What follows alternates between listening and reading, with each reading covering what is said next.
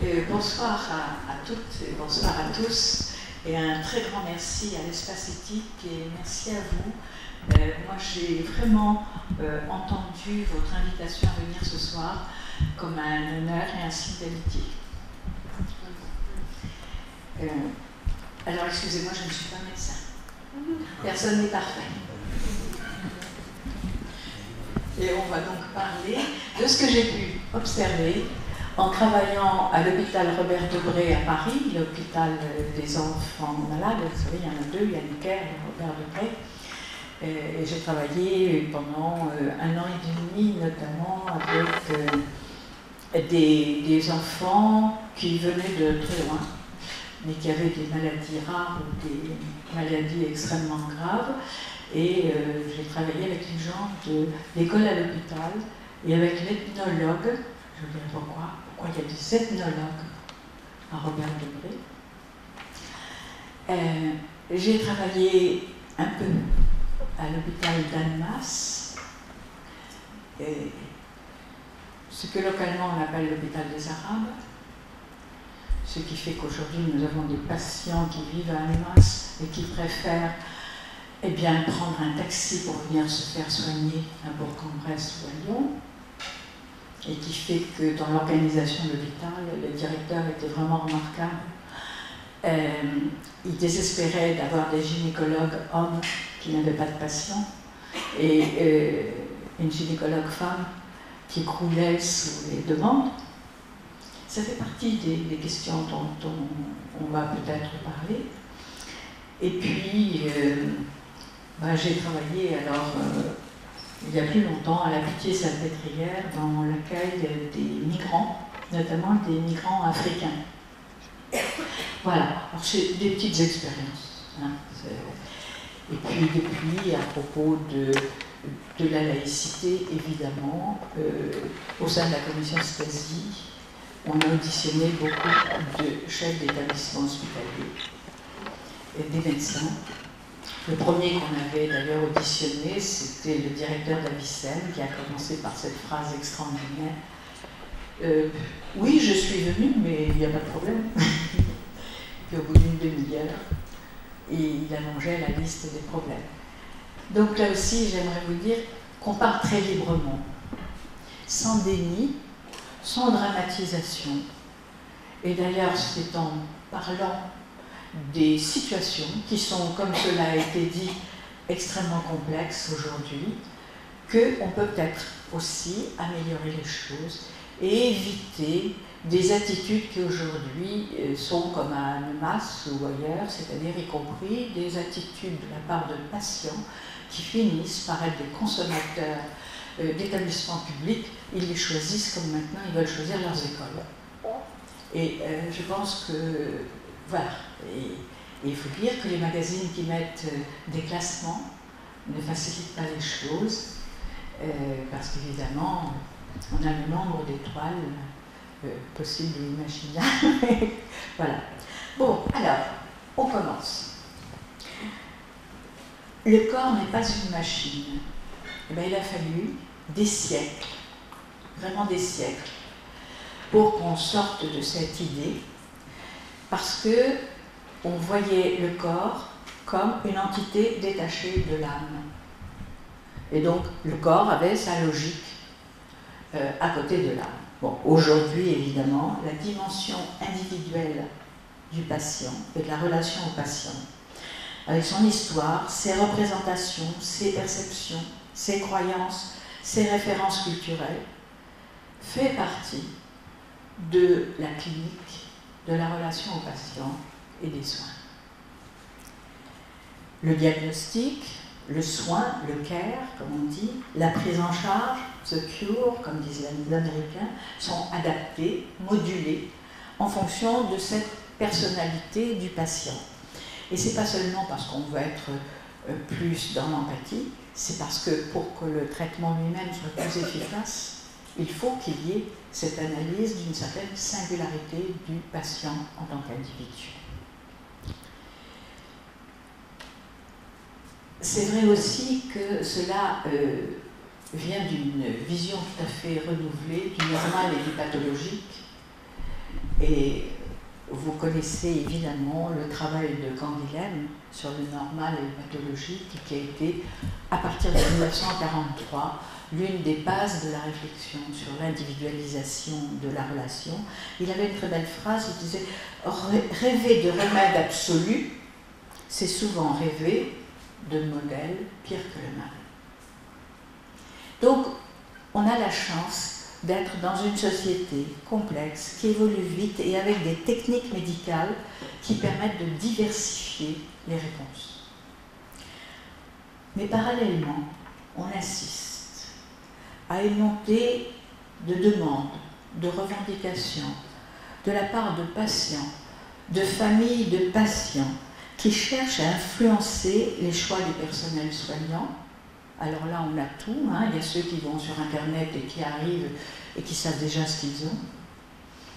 Et puis, il y a ceux qui se réclament de tradition, qui professent des convictions, et ils ont l'impression que ça leur donne des clés de compréhension et des clés de guérison.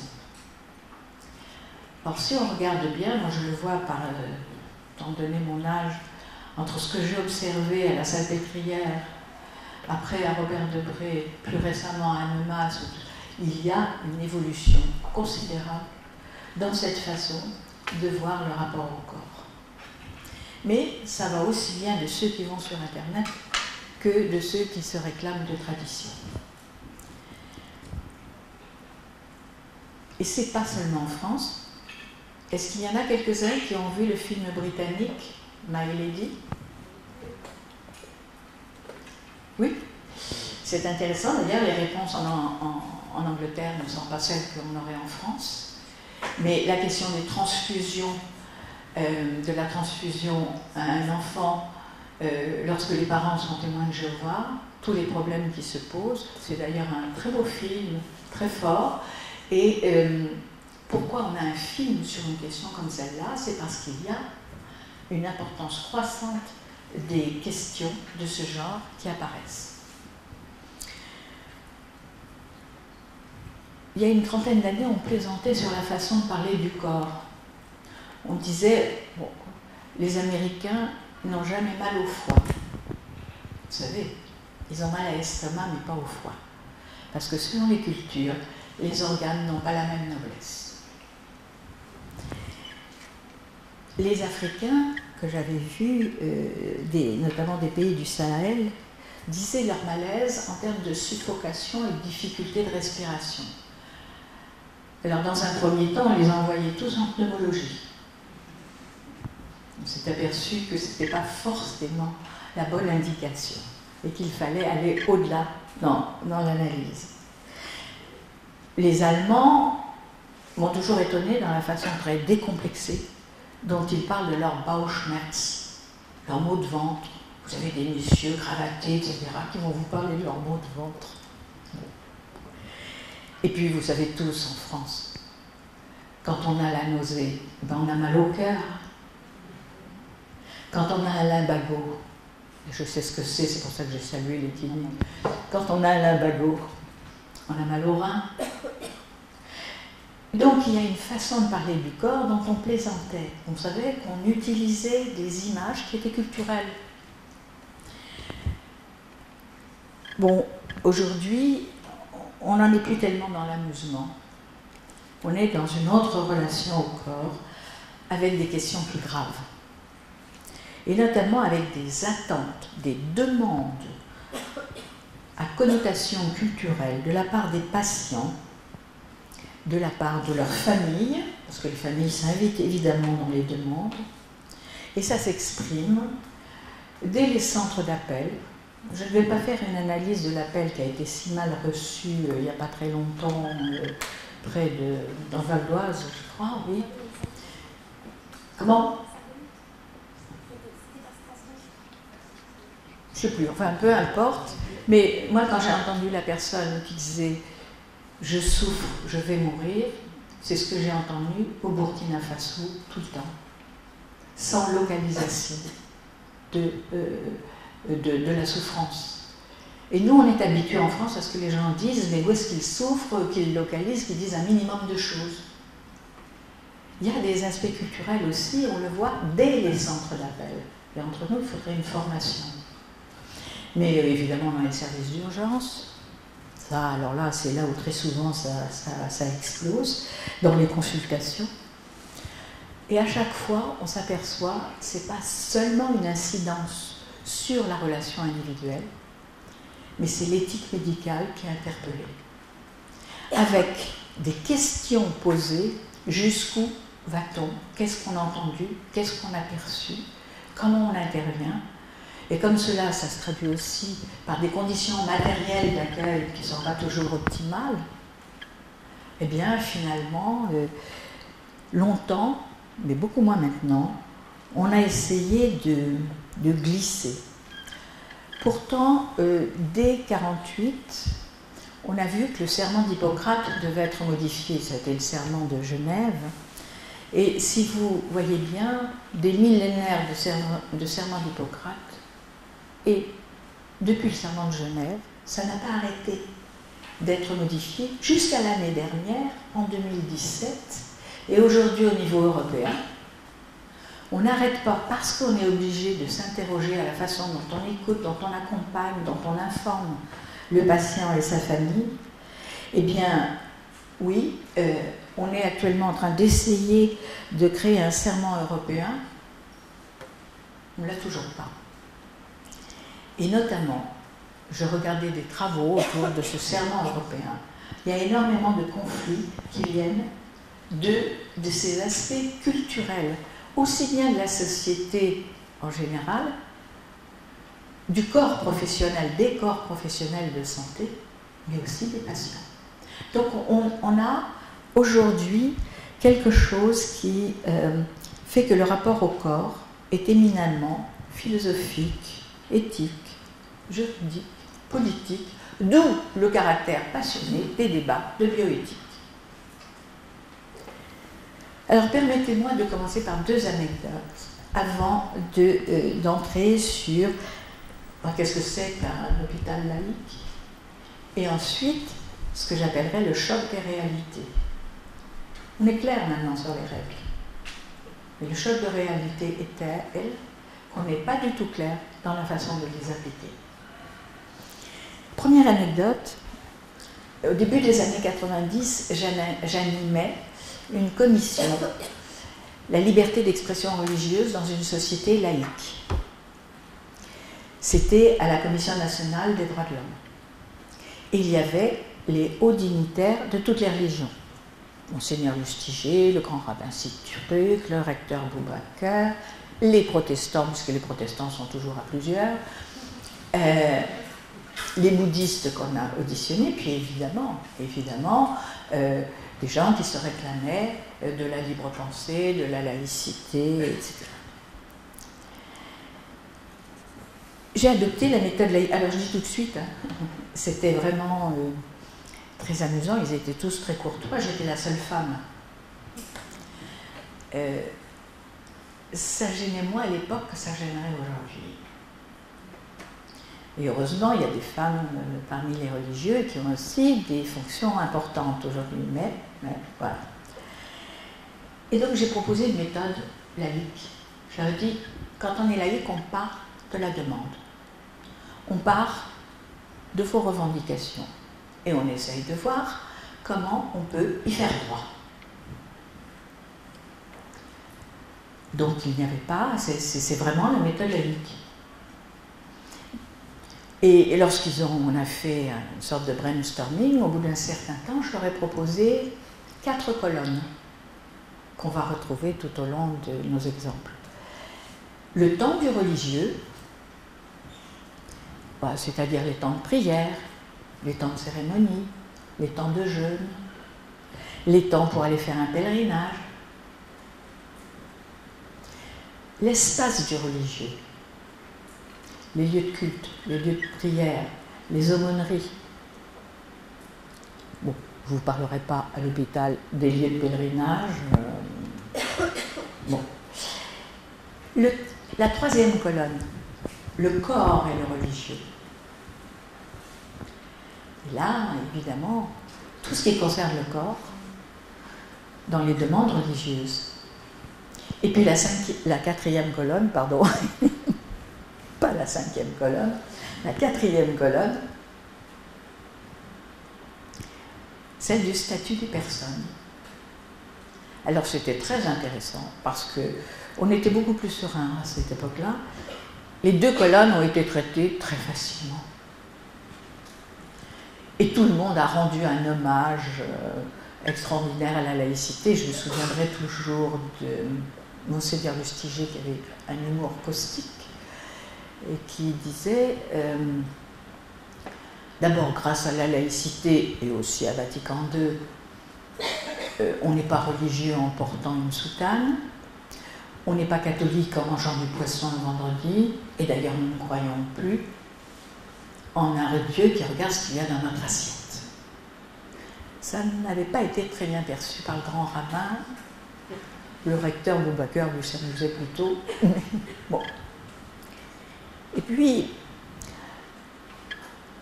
justement, Lustiger avait dit un pays laïque, c'est un pays où on peut naître juif catholique et devenir l'un des premiers prélats catholiques de France. Dans combien de pays l'apostasie est un crime puni de mort? On pouvait parler comme ça. Je ne suis pas sûre qu'on pourrait parler aussi librement aujourd'hui de ces questions-là. Bon, donc on voyait que la laïcité répondait sur ces deux questions, l'espace et le temps du religieux. On avait tout, on a des bibliothèques entières de réponses sur ces questions-là. Et il faut dire qu'on peut rendre hommage à l'Église catholique qui a posé tellement de problèmes qu'il a bien fallu trouver beaucoup de réponses. Mais quand on est arrivé au corps, le corps et le religieux, alors là, tout de suite, on a eu ceux qui ont dit, ben non, nous on n'a pas de demande spécifique. Les protestants, pas de demande spécifique. Les bouddhistes ont dit, oh, quand on est végétarien, on demande à manger des légumes, puis terminer. Donc, pour le catholicisme, il peut y avoir des coutumes sur le poisson, mais ça n'est évidemment pas reconnu comme une marque de foi ni une marque d'appartenance. Et puis, on a commencé à avoir le halal et le kasher, qui vont s'exprimer aussi à l'hôpital, vous le savez. D'ailleurs, il faut savoir que, par exemple, à la Timone, à l'hôpital de Marseille, le kasher et le halal viennent des mêmes abattoirs et avec les mêmes sacrificateurs. Bon, alors, oui, la nourriture. Bon, on arrive à résoudre la question. Le vêtement. Et alors là, les premières discussions conflictuelles sont apparues, et principalement sur les femmes. Et très facilement, les religions ont dit, bon, bah, très bien, on peut... etc. J'ai dit, non, mais vous avez oublié quelque chose. Vous avez oublié la sexualité. Vous avez oublié la procréation. Et vous avez oublié l'homosexualité. Et là, c'est là où on a vu tous les conflits apparaître. On n'a pas réussi à trouver les solutions. Et ils ont tous reconnu qu'ils avaient des demandes très spécifiques. Et que c'était des demandes qui étaient essentielles pour l'expression de leur foi. Et quand on est passé à la colonne du statut des personnes, la condition de la femme, les droits de l'enfant, ah là, évidemment, les mêmes conflits se sont développés. Donc c'est une anecdote qui fait que vous retrouvez de façon récurrente ces questions-là et que le corps est vraiment au centre, notamment des religions du livre, mais pas seulement, et dans des expressions qui sont des expressions particularistes et avec des lignes de partage qui sont des lignes sur le pur et l'impur, le masculin et le féminin, et des partages qui essentialisent les identités. La deuxième anecdote, c'est lorsque j'étais à la commission Stasi, Laïcité et République, qui a rendu son rapport au président de la République le 11 décembre 2003, sur 20 membres, 19 au départ, dont moi, étaient contre l'idée de légiférer sur ces questions-là. On se disait peut-être des chartes, peut-être des explications, peut-être une pédagogie. Et au bout de 6 mois d'audition, notamment des personnels de l'enseignement et des personnels de l'hôpital, on a changé d'avis. 19 personnes ont été pour l'idée d'une loi ou de circulaire. Et c'est ainsi d'ailleurs que pour l'hôpital, la clarification a été opérée par la circulaire relative à la laïcité dans les établissements de santé le 2 février 2005. Donc vous voyez ça, c'était très proche. En application d'ailleurs de la circulaire relative aux droits des patients de 1995, de la charte des aumôneries du 5 septembre 2001, mais prenant en compte les demandes de la commission laïcité, et on a eu la grande loi du 4 mars 2006, la connaissez-vous, relative aux droits des malades et à la qualité du système de santé.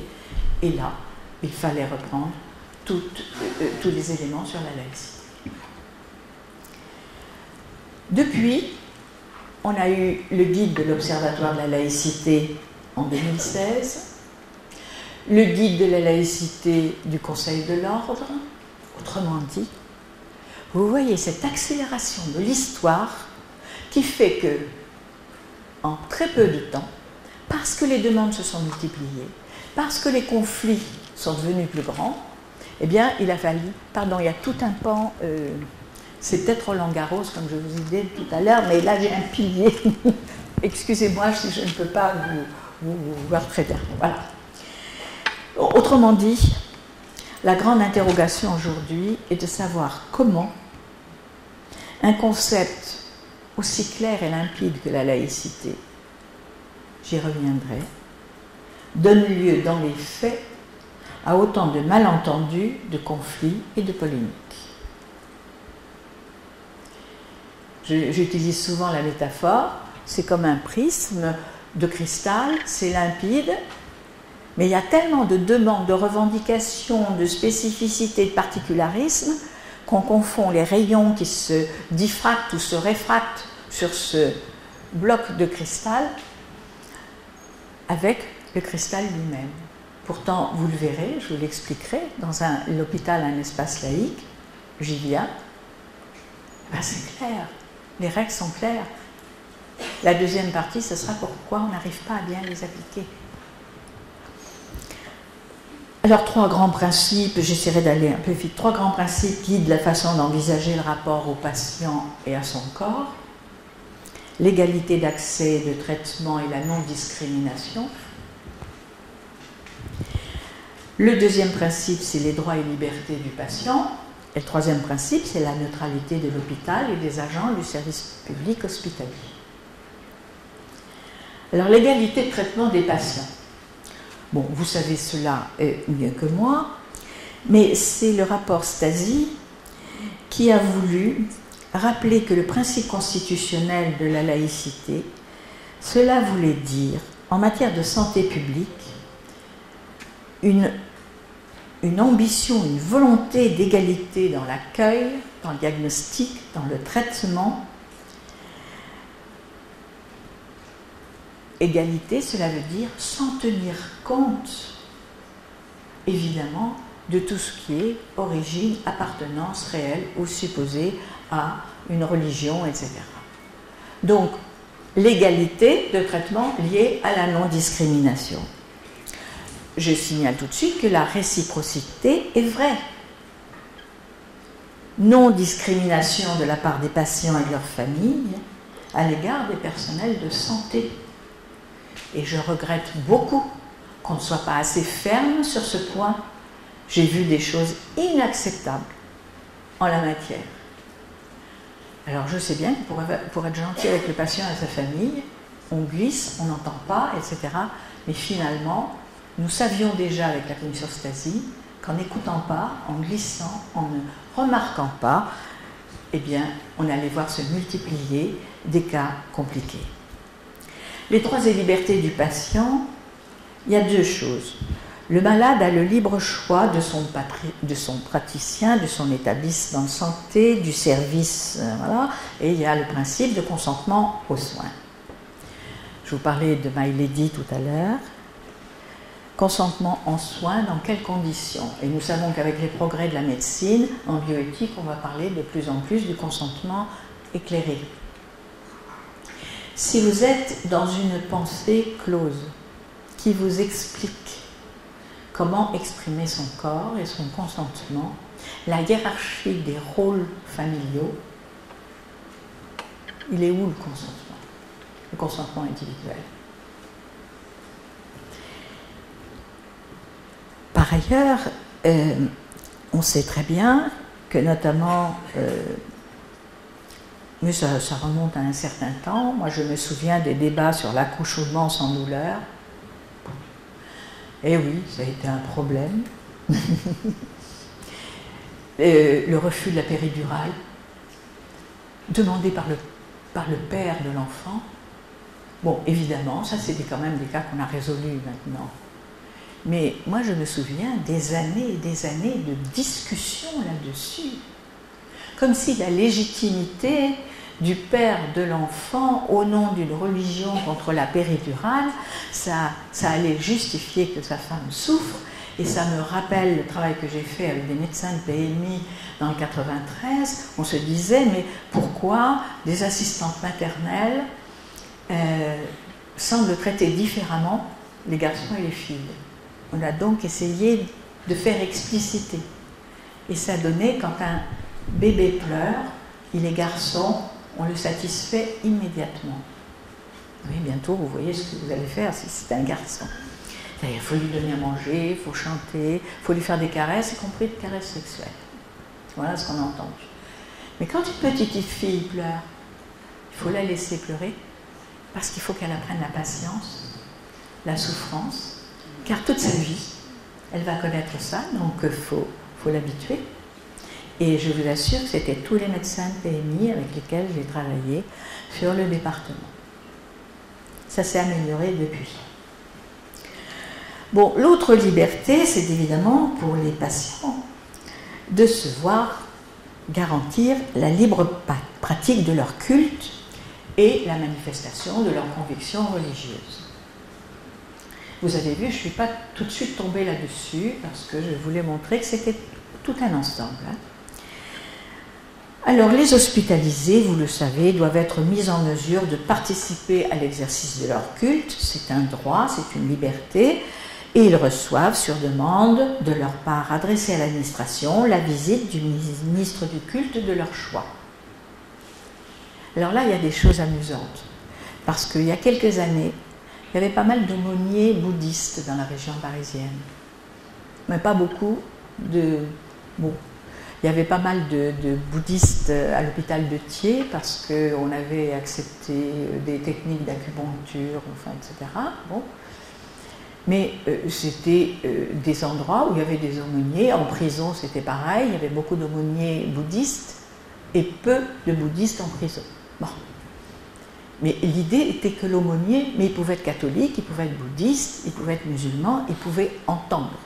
Aujourd'hui, les demandes sont des demandes spécifiques.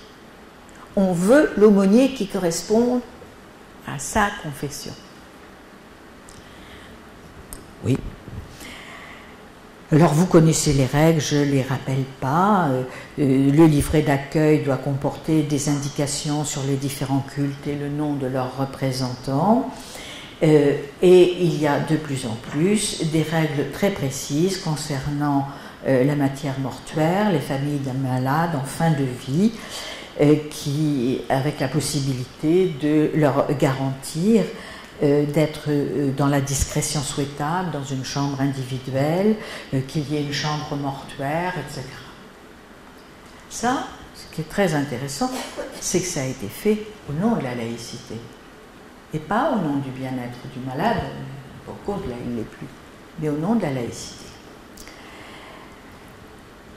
Alors le problème, c'est de faire comprendre que toutes ces libertés, elles ne peuvent s'exercer que dans le respect de la liberté des autres. L'un des grands principes soyez la bienvenue. L'un des grands principes de la laïcité, c'est la conciliation des libertés. Pourquoi on ne vous en parle jamais? C'est même le principe sur lequel la Cour européenne des droits de l'homme fonde ses jugements. Et donc, la conciliation des libertés, c'est que ma liberté, c'est pas seulement s'arrête à la tienne, c'est que ma liberté doit tenir compte de celle des autres. Le corps du patient, c'est aussi le respect des praticiens, des personnels soignants. La laïcité, c'est la conciliation des différentes demandes. Et là, je m'arrête un point.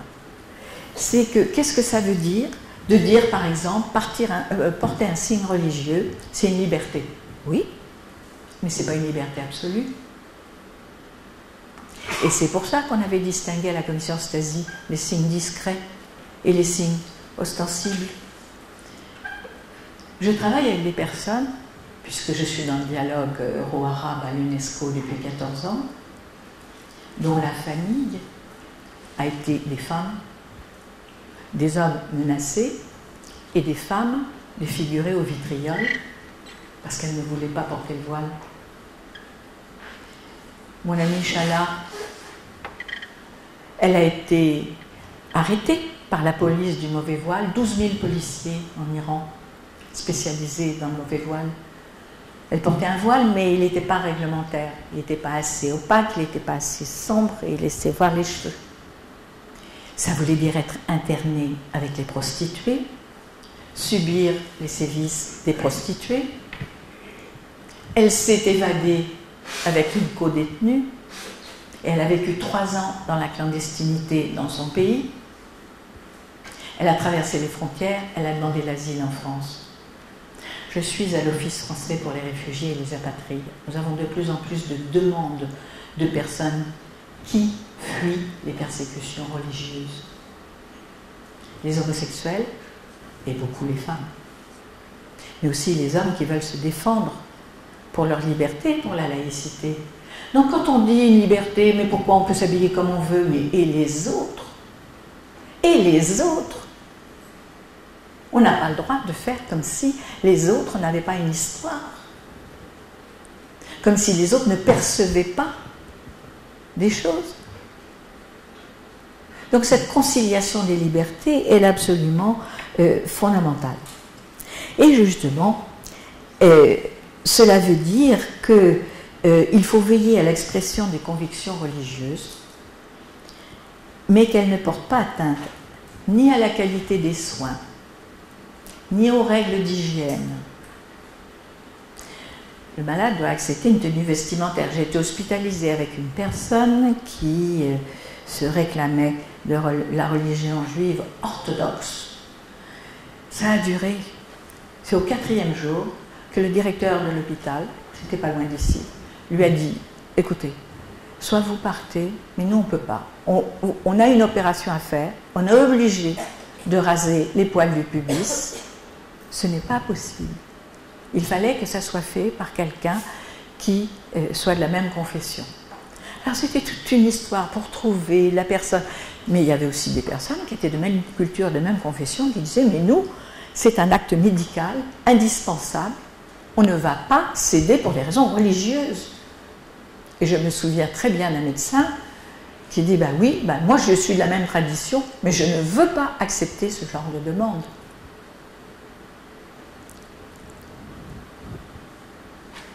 Le 3e point, c'est la tranquillité donc, des autres personnes hospitalisées. J'ai eu des expériences en tant que patiente. Je dois dire que j'adore fêter la rupture de jeûne. Mais à l'hôpital, quand vous êtes sous morphine, que vous avez la nausée, que vous avez mal, voir débarquer 6-7 personnes dans la chambre avec plein de nourriture, y compris de la nourriture gardée chaude, avec les odeurs. Autant j'adore la rupture du jeûne, mais pas dans ces conditions-là. Ça, c'était à Édouard Herriot. Et je comprends je tiens à témoigner de l'embarras de personnes, y compris, donc qui peuvent être de la même confession, etc., mais qui disent on est à l'hôpital, on respecte les règles. Et quand ils le disent trop fort, ça crée des conflits. Il y a des familles qui menacent de faire des procès en justice. Donc parfois, on passe. La troisième règle, c'est la neutralité du service public. Alors, deux, trois petites choses que vous connaissez, mais que j'aimerais quand même préciser.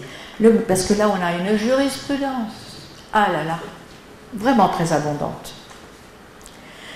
Donc, vous le savez, le fait pour un agent du service public de manifester dans l'exercice de ses fonctions, ses croyances religieuses, notamment en portant un signe destiné à marquer son appartenance à une religion, constitue un manquement à ses obligations et il peut être sanctionné.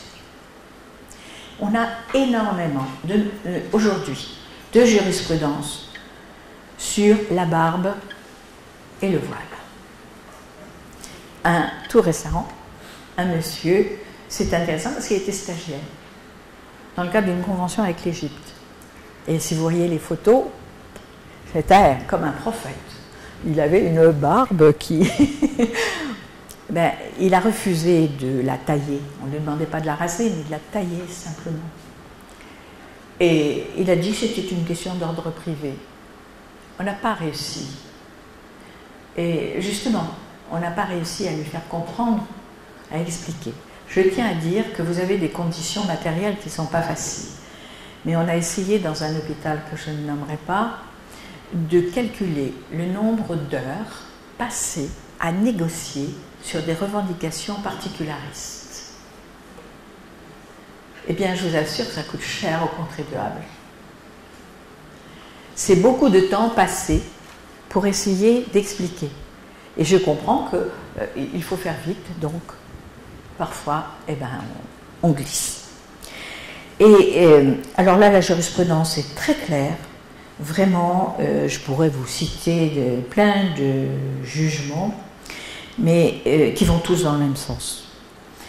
Mais ce qui est intéressant, c'est de savoir que la Cour européenne des droits de l'homme a été saisie sur ces jurisprudences, et notamment sur l'interdiction du port du voile. Et la Cour européenne des droits de l'homme, en 2015, a jugé que la neutralité exigée pour les agents du service public hospitalier était proportionnée au but recherché et qu'elle n'était donc pas contraire à la Convention européenne des droits de l'homme. Et un très beau texte, l'hôpital est un lieu où il est demandé également aux usagers qui ont pourtant la liberté d'exprimer leurs convictions religieuses de contribuer à la mise en œuvre du principe de laïcité, c'est la Cour européenne des droits de l'homme, en s'abstenant de tout prosélytisme, en respectant l'organisation du service et les impératifs de santé et d'hygiène en particulier. En d'autres termes, la réglementation de l'État français, il fait primer les droits d'autrui, l'égalité de traitement des patients et le fonctionnement du service sur les manifestations des croyances religieuses. La Cour européenne en prend acte. Je ne sais pas si vous avez remarqué, mais les journalistes oublient toujours de dire ça, parce qu'ils aiment tellement les polémiques qu'ils nous sortent toujours là où, paraît-il, il s'est passé des choses. Alors, les cas concrets, il y en a plein. Une chirurgienne d'un CHU qui a souhaité porter le foulard lorsqu'elle procédait aux visites post-opératoires. Elle a été condamnée. Un agent hospitalier, homme, qui invoque des raisons religieuses pour refuser de serrer la main de ses collègues femmes.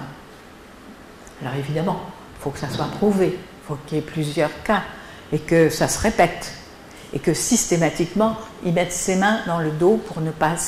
Vous voyez, un agent hospitalier qui refuse de serrer la main des femmes. Bon. Et avec des explications qui sont les mêmes que celles que m'ont données des lycéens du lycée des Minguettes, des lycéens de classe de première. J'étais là pour travailler avec eux sur l'égalité. Puis à un moment donné, l'un des lycéens me dit « Madame, c'est scandaleux ce qui se passe dans les hôpitaux français. » Alors, je m'attendais, un peu bêtement, aux inégalités économiques, aux inégalités sociales, à l'accueil pas toujours parfait dans les urgences. Hein? Non, non. Il m'a dit, mais pourquoi on ose donner le sang d'une femme à un homme? Donner, c'est évidemment transfuser. Et un autre qui dit, mais pourquoi on ose aussi, tu sais, donner le sang d'un koufar à un musulman? Koufar, c'est non-musulman de façon un peu injurieuse. Alors, il y avait bien 2-3 élèves, là, aux Minguettes, hein. 2-3 élèves. Alors, j'avais un collègue qui, dans la classe d'à côté, devait parler de l'homophobie. Il est sorti au bout d'un certain temps, il a dit « Tu ne veux pas me remplacer, j'en peux plus. » Bon. Alors, je pense que ces élèves en ont rajouté. Parce que moi, j'ai parlé avec eux après, ils étaient beaucoup moins intolérants que ça, beaucoup plus ouverts. Et je vous donne la suite de l'histoire. Donc, il y avait quand même 2-3 élèves qui ont dit « Enfin, t'as jamais entendu parler des groupes sanguins ?» Oui, bon, non, ça c'est pas convaincant. Donc j'étais obligée de dire « Bon voilà, on sort, vous faites les idiots, il y en a un qui est renversé, et il faut une transfusion sanguine. » Et il se trouve que j'ai le même groupe sanguin que toi, par exemple. Alors qu'est-ce qu'on fait? Et là, il y a eu la réponse qui montre à quel point on ne parle pas du religieux, mais de l'instrumentalisation religieuse. J'y reviendrai. C'est pas la religion, c'est l'instrumentalisation de la religion. Il me dit « Oh, vous êtes sympathique. » Il faudrait améliorer les leçons au lycée sur ces questions-là. Bon, donc, ce que j'aimerais dire aussi, parce qu'il y a un cas qui s'est posé, les étudiants en médecine, ou les étudiants, je sais pas, non, c'est pas moi, les étudiants, quand ils sont étudiants, ils ont une liberté de vêtements, etc., pour exprimer leurs convictions. Mais pas lorsqu'ils sont dans stage en formation professionnelle au sein d'un établissement public de santé. Beaucoup ne le savent pas. Ils sont soumis à l'obligation de neutralité car ils exercent alors des fonctions médicales ou paramédicales et peuvent être à ce titre assimilés à des agents du service public. En général, c'est assez peu su. Bon, et puis, lié à la neutralité, il y a évidemment une interdiction de prosélytisme, mais y compris qui s'applique aux aumôniers. C'est-à-dire les aumôniers ont eux aussi une relation individuelle avec le patient et la famille. Ils sont là pour répondre aux questions, pour apaiser, pour accompagner. Ils sont là pour expliquer aux agents du service hospitalier comment comprendre les choses, essayer de trouver des médiations, mais pas faire de prosélytisme, c'est-à-dire pas essayer de changer les convictions des personnes. Ça n'est pas toujours suivi. Alors, il faut terminer, et ça c'est important parce que ça ressurgit, on en avait parlé la dernière fois, sur ces questions de la clause de conscience qu'on va voir apparaître dans les débats de bioéthique. C'est bien qu'il y ait la clause de conscience des personnels soignants. Mais il faut quand même ajouter une chose. Un médecin, par exemple, peut refuser de pratiquer, vous le savez, l'IVG, bien. Oui, mais il doit informer dans les plus courts délais, la femme de sa décision, lui communiquer immédiatement le nom de praticien susceptible de réaliser cette intervention. Et il ne doit y avoir aucune pression exercée sur la patiente qui relèverait d'une justification religieuse ou de prosélytisme religieux. Alors entre nous, on en est loin. Ce serait bien qu'on applique les règles, qu'on en parle. Et c'est pour ça que je suis contente qu'on puisse en parler dans cette leçon inaugurale. Si on rappelait les règles à chaque fois, on éviterait bien des conflits. Parce que quand on est dans l'urgence, et à ce moment-là, ça devient la passion, le conflit, etc. Alors le choc des réalités, ben oui, les règles sont claires, les règles sont explicites. Mais d'une part, elles ne sont pas toujours bien connues, mais elles ne sont surtout pas toujours appliquées. Pourquoi est-il si difficile de vivre la laïcité dans la sérénité? Et l'hôpital devrait être un lieu où on essaye de rendre le vécu de la laïcité le plus serein possible, parce qu'on a quand même d'autres problèmes à régler. La question du corps, de la sexualité, du statut des personnes, notamment de la femme, est au cœur de la majorité des conflits. Et ces conflits aujourd'hui ne sont pas marginaux en nombre, mais ils ne le sont pas non plus en principe. Y aurait-il que quelques cas, la question de principe est posée.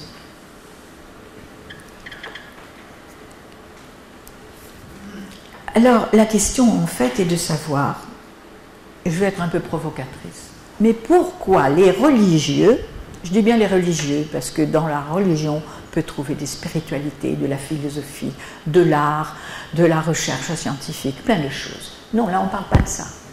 On parle de revendications, de pratiques et d'une instrumentalisation du religieux. Parfois, les gens sont de bonne foi, mais il y a aussi ceux, ça je peux vous le dire, pour maintenant travailler sur les formes de radicalisation, on est payé pour faire pour demander des pratiques, pour poser des revendications. Je connais les prix, c'est pas mal.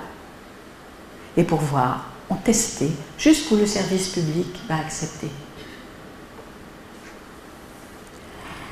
Alors, la question est en fait de savoir pourquoi les religieux sont-ils à ce point obsédés par le corps et la sexualité et la procréation. Bon, vous le savez. Je ne vais pas développer. Mais pour un laïc, l'être humain est un être pensant, rationnel, unique, relié aux autres dans un rapport fondamental dans la laïcité, d'égale dignité des personnes. D'égale dignité des personnes.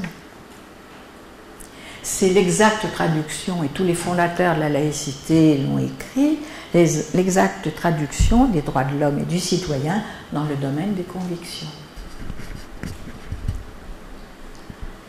Or, précisément, la conception de la vie, de la mort, la souffrance, la sexualité et la procréation, c'est précisément sur ces points que les religions ont toute la volonté d'exercer leur magistère et de poser des tabous, des interdits, des prescriptions. Juste une remarque quand même, hein. Les gens qui sont agnostiques, qui sont athées, vous les avez vus demander des choses particulières? Ils demandent de ne pas souffrir. Vous avez entendu les protestants, qui sont bien laïcs, demander quelque chose? Vous avez entendu une majorité des catholiques demander quelque chose? Non, il y a un vrai problème par rapport à la notion de pureté du corps que l'on voit dans des religions. Et la notion de pureté, quand des garçons et des filles, je travaille surtout avec des lycéens et des jeunes radicalisés, me disent les femmes sont faibles, mais surtout impures. D'ailleurs, leur sang est noir. C'est pour ça qu'elles le perdent tous les mois. Vous croyez que vous pouvez avoir une vision de la liberté du corps et de l'égale dignité des personnes? Alors, autrement dit, bon, ce n'est pas la laïcité qui pose problème. Ce sont les pratiques particularistes qui jouent sur la visibilité, la volonté de séparer les fidèles des impies, de définir ce qui est pur et impur.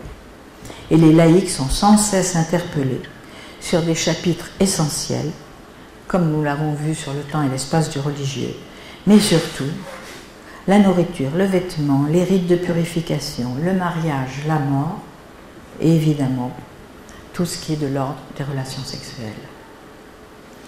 Mais aussi le statut des personnes, c'est-à-dire les droits des enfants.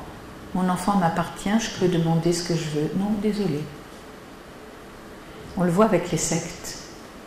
Je pense, puisque Jacques, tu as vu, pardon pour cette relation particulière, le film My Lady, mais l'enfant n'est pas la propriété des parents. Et il a des droits fondamentaux. Et en Angleterre, parce qu'il n'y a pas la laïcité, ils ne savent pas comment se dépatouiller de ça. Ils en restent à l'autorité parentale ou pas, est-ce qu'il est mineur ou pas? Savez-vous qu'en vertu de la Convention internationale des droits de l'enfant, et la France a signé et ratifié, à partir de l'âge de 13 ans, un jeune peut demander, y compris en allant voir le juge, à ce qu'on ne lui impose plus une pratique religieuse. Alors on s'embête avec des obligations et des visions traditionnalistes un peu dépassées. Donc, c'est vrai qu'il a fallu combien d'années?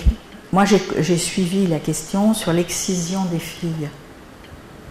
La France s'honore d'avoir été le premier pays à accorder l'asile politique à des femmes qui quittaient leur pays parce qu'elles ne voulaient pas que leurs filles soient excisées.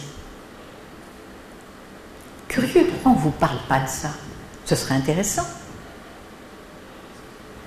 Et puis, c'est l'excision, c'est la façon dont on traite la stérilité, c'est le problème du veuvage, c'est le problème des femmes célibataires. Nous avons de plus en plus, pourquoi sur les bateaux en Méditerranée, vous avez des femmes enceintes? Si vous avez le malheur d'avoir un enfant hors mariage, il vaut mieux vous expédier avant, et en plus, si vous accouchez, par exemple en France, vous ne pourrez plus être expulsé, et d'autre part, à partir de l'âge de 13 ans, vous pourrez réclamer la nationalité française pour votre enfant. Et puis, c'est les femmes adultères, c'est tout ça. Vous connaissez les sanctions. Dans certains pays, ça va très loin, les sanctions, pour ces questions-là. Et nous avons des personnes ici, avec les associations, notamment l'association de Madame Sissoko, qui fait un travail remarquable. Actuellement, on compte en France environ 60 000 personnes, quelques hommes aussi, notamment des homosexuels, qui sont venus pour demander qu'on les défende d'un mariage forcé. À Échirolles, il y avait un marché aussi des mariages avec des handicapés. Au pays d'origine, on ne disait pas que la personne était handicapée. On organisait un mariage. Bon, c'est plein de choses. Alors je vous le dis, c'est pas la religion. La religion a permis le meilleur, des choses magnifiques. Non, c'est l'instrumentalisation du religieux dans des pratiques qui vont interférer dans la vie de nos institutions et notamment de nos hôpitaux. Mais il s'agit aussi d'une question de mentalité. Je le dis haut et fort, je connais bien les milieux laïques. Le nombre de laïcs machos, c'est pas mal non plus. J'ai quitté une association dont je ne suis plus présidente avec un mot en disant que je ne voulais pas renouveler mon mandat parce que j'en avais assez d'être une décoration florale au milieu de la table du banquet républicain. Il n'y a pas si longtemps. Combien y a-t-il de mandarins en médecine qui n'ont pas toujours été dans l'égale dignité des personnes? Et les femmes qui ont eu du mal, alors maintenant on reproche que ça soit plutôt féminisé, mais enfin... Donc il y a aussi une question de mentalité, ne renvoyons pas tout à la religion. Et puis, j'aimerais bien qu'on en sorte. J'avais travaillé avec Ségolène Royal sur le bizutage. On arrête le caractère odieux des bizutages. On peut avoir des rites initiatiques de passage, oui. Mais pourquoi le bizutage odieux sur le corps, l'humiliation du corps? Question? Alors donc, Paul Ricoeur disait que la laïcité, c'est d'abord une éthique de la responsabilité. Il avait donné un exemple, par exemple à l'hôpital, l'éthique médicale est une éthique de la responsabilité. Allez, je vais aller vite à la fin parce que j'aimerais qu'on parle. Il nous faut travailler sur la prise de conscience de ce que les personnes ont envie de dire. Elles ont le droit de dire leur malaise, leur souffrance en fonction de leur culture. Et qu'on n'aille pas trop vite dans une assignation identitaire religieuse. Parfois, c'est la seule façon qu'elles ont de parler. Elles ont des demandes, justement, souvent beaucoup plus qu'on ne croit, qui est de reconnaître ce qui nous est commun, universel.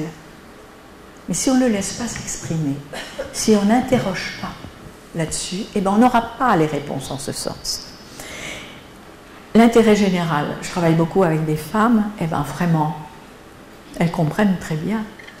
Mais la première façon de répondre, c'est je réponds comme ça parce que ça a toujours été comme ça. Mais on en sort assez facilement. Et donc, cela signifie qu'il faut qu'on accepte vraiment les libertés du patient.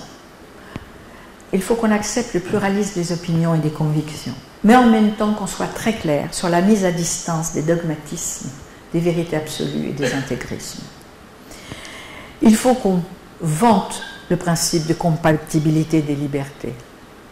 Y compris, moi je fais des jeux de rôle en disant maintenant je suis à votre place, alors qu'est-ce qu'on fait? Vous me niez ce droit-là à moi? Bon.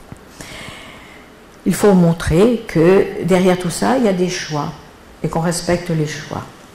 Mais alors ne soyons pas naïfs vis-à-vis de la politisation du religieux aujourd'hui, de revendications prosélytes organisées, financées, et croire que c'est la coutume de ces personnes. Non. Ne soyons pas coupables. On se sent coupable par référence à un passé. Eh oui, on a un passé colonial. Par peur d'être jugé intolérant. Eh oui, on a eu tellement de guerres de religion, etc. Et aujourd'hui, soyons clairs, parfois il y a des personnes qui revendiquent leur identité religieuse parce qu'il y a tellement de discrimination dans la société que c'est une façon de répondre. On en a souvent parlé avec Jacques. Il y a par exemple un tel antisémitisme actuellement et qui s'exprime à l'hôpital parce qu'on dit qu'il y a beaucoup de personnel de santé qui sont d'origine, d'appartenance, de confession juive, etc. Mais maintenant, quand vous recevez en permanence, ça c'est vrai aussi pour les musulmans, beaucoup moins pour les autres religions, ben vous avez de temps en temps envie de dire, eh bien oui, c'est comme ça, je le revendique. Donc c'est vraiment une réflexion sur la démocratie que nous avons à avoir. Simplement, quand on ouvre la porte aux intégristes, on referme la porte sur les militants des droits de l'homme. Quand on oublie que l'éthique médicale, c'est aussi une éthique des droits de l'homme. Alors, c'est pas seulement bien soigner au sens technique. Donc nous avons aussi un devoir de solidarité ici.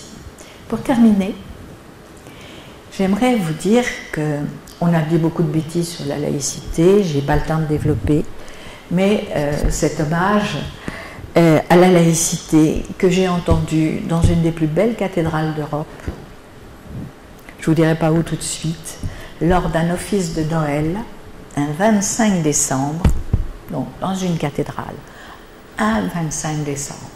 C'était dans un pays étranger et c'était une femme qui est montée en chair car elle avait rang d'évêque, elle avait moins de 40 ans. Vous avez compris que ce n'était pas dans une cathédrale catholique. Et ma fille parlant la langue de ce pays m'a traduit et j'ai pu faire vérifier après. Voilà ce qu'elle dit. Et j'aimerais qu'on s'en souvienne à l'hôpital comme ailleurs. En ce jour où nous fêtons Noël, je vous invite à célébrer la laïcité dont nous commémorons les 10 ans, car depuis le 1er janvier 2000, son pays a voté la séparation des églises et de l'État. La laïcité nous a ouvert un double chemin de liberté. Une spiritualité épurée, émancipée de certaines démonstrations, de certaines pratiques, et une citoyenneté assumée. La séparation de l'Église et de l'État nous a invités à approfondir notre foi par un travail sur nous-mêmes, très important pour un patient. Quand un aumônier sait parler comme ça, c'est assez formidable, par un travail sur nous-mêmes, et parallèlement à exercer pleinement nos droits et nos devoirs sans confondre foi et citoyenneté. Nous, luthériens suédois, longtemps habitués à une religion d'État, nous voici à égalité avec des croyants d'autres confessions et avec des non-croyants. C'est à nous de convaincre, non d'imposer. Ça vaut une charte de la laïcité. Merci à vous. Merci Madame Costalescu d'avoir su, d'une voix posée, affirmer assez clairement des points de vue marqués, nous laisser le temps de respirer entre deux parce que le contenu est dense. Et moi je retiendrai finalement les 3 points, hein, le respect, la liberté, la neutralité qui vont caractériser la laïcité, et aussi le fait que vous plaidiez moins contre les religions que pour le respect des libertés individuelles, si je ne m'abuse et si je ne résume pas trop vite votre propos. C'est bien ça. Bon, très bien. Donc, c'est très intéressant parce qu'il y a 2 ans, j'ai cité qu'un de vos glorieux prédécesseurs, un philosophe québécois, nous avait expliqué que l'hôpital laïque était par essence même chrétien dans sa philosophie, dans sa conception, dans l'accueil de son prochain souffrant, et que sans le vouloir, peut-être même sans le savoir, nous étions porteurs de ce système de valeurs. Que diriez-vous et comment réuniriez-vous ces 2 points de vue qui sont l'un manifestement historiquement très juste et l'autre qui est celui du futur vers lequel vous vous appelez? Historiquement, la notion de droit de l'homme, des droits de l'homme et du citoyen, avec tout ce que ça comporte de droits et libertés, est née dans un pays où on avait pendant des siècles travaillé sur le fort interne et sur le libre examen. Donc, l'individu ayant des choix, qui faisait des choix éthiques, des choix de vie, et c'est évident qu'il y a une laïcisation de ce fort interne et de ce libre examen, et donc c'est devenu un principe constitutionnel, la laïcité. dont je dis, le principe c'est l'autonomie du politique et du religieux, c'est-à-dire qu'il pousse le plus loin possible, rendons à César ce qui est à César et à Dieu ce qui est à Dieu, hein, même principe, mais pousser plus loin dans l'organisation de la société. Ça veut dire donc la séparation des églises et de l'État. Ça veut dire aussi que la citoyenneté est indépendante de la confession. Ça veut dire que la loi civile ne dépend pas de la loi religieuse, elle s'est émancipée de la loi religieuse, et ça veut dire la neutralité du service public. C'est pour ça que je disais c'est limpide. C'est cohérent, c'est limpide, et ça part de cette idée, rando au politique c'est au politique, aux religieux c'est au religieux, et vous avez tout à fait le droit de prier comme, etc., d'avoir des cérémonies, des rituels, etc. Donc c'est pas faux, et au Canada, au Québec, au Québec, j'ai fini, au Québec, pour eux, les libertés ont pas seulement, mais beaucoup dépendu de cette idée de l'individu libre dans sa réflexion sur soi-même. Donc, c'est pas faux. Simplement, maintenant, je fais un appel à ceux qui ont la foi catholique, notamment dans le débat bioéthique, de se souvenir que justement, il y a ces libertés individuelles. Et que la notion d'intérêt général ne veut pas dire qu'on va les obliger à vivre d'une certaine façon. J'ai fait un débat avec un organisateur c'était à la mairie de Nancy, l'organisateur des grandes manifestations contre le mariage pour tous. Un monsieur d'ailleurs très bien, il est resté jusqu'au bout et je peux dire qu'il a été courageux parce qu'on a eu un vrai débat. Et à la fin, donc il y avait beaucoup d'arguments, mais à la fin je lui ai dit, on va retrouver ça avec les lois bioéthiques, mais si la loi n'était pas encore votée, si la loi sur le mariage pour tous est votée, mais ne craignez rien, on ne vous imposera pas de vivre avec quelqu'un du même sexe. C'est-à-dire quand on ouvre des libertés, quand on ouvre des droits, ça ne veut pas dire qu'on va l'imposer. Et c'est là où on retrouve ce que vous avez dit si fortement, la liberté individuelle. Donc on peut ouvrir des espaces de liberté sans pour cela imposer des comportements. Il y a un grand débat qui finalement nous ramène à nos interrogations éthiques. Hein. C'est comment respecter le choix de chacun sans se sentir soi-même peut-être agressé ou peut-être concerné, alors que on peut considérer qu'au sein d'une société, nous sommes tous défenseurs du bien commun et de l'intérêt collectif. Donc c'est là que on peut comprendre d'ailleurs que certains montent au créneau pour défendre des positions dans lesquelles ils ne seront pas concernés à titre personnel, mais ils se sentent co-responsables d'un intérêt collectif. Ce qu'on a entendu d'ailleurs pendant l'ensemble des états généraux de la bioéthique au printemps. Y a-t-il des questions ou des points particuliers? C'est vrai que vous nous avez beaucoup, vous avez balayé tout un ensemble assez large, nous ramenant à l'hôpital tout en régulièrement nous en faisant ressortir. Oui, parce que c'est vrai qu'un hôpital, c'est bien, mais on aime en sortir. Oui, on aime bien sortir de l'hôpital aussi. Alors c'est vrai qu'il y a le parcours hospitalier, le parcours de soins, le parcours de santé, le parcours de vie. Alors on est plutôt proche du parcours de vie, c'est plus long, et le parcours hospitalier est plus court.